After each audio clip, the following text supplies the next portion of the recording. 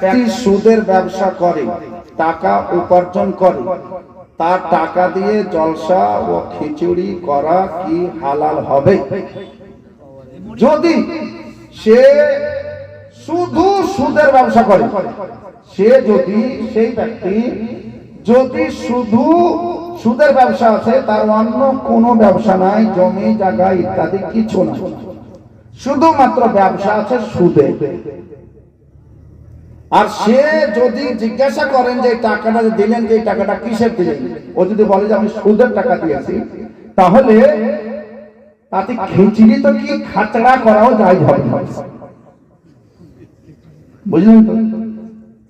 জলসাতে লাগা জায়েজ হবে না। যদিও বলে যে আমি সুদের টাকা দিই,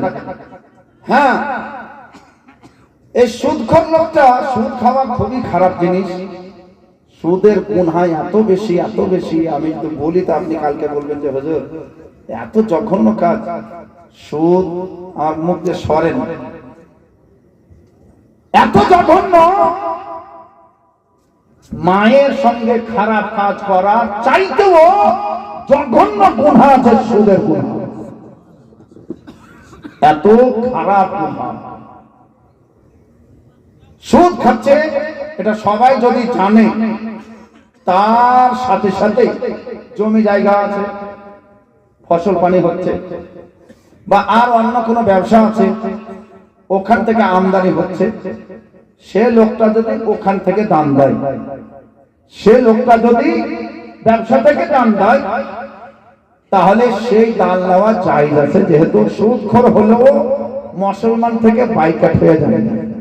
গুনহেগার কথা। এক কথায় শুধু যদি সুদের টাকা, সুদের লেনদেন করে,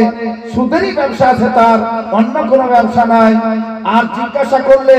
বলবে যে হ্যাঁ আমার সুদেরই টাকা, তাহলে এই টাকা নেওয়া হারাম, এই টাকা নেওয়া যাবে না। তার যদি অন্য অন্য ব্যবসা থাকে, আর সে যদি সেখান থেকে দেয় বা যেখান থেকে দেয়, কিন্তু আমাদের জানা আছে যে তার অন্য অন্য ব্যবসাও আছে, তাহলে তার কাছ থেকে দান নেওয়া জায়েজ আছে, ওই দানে জলসাও হবে, খিচুড়িও হবে।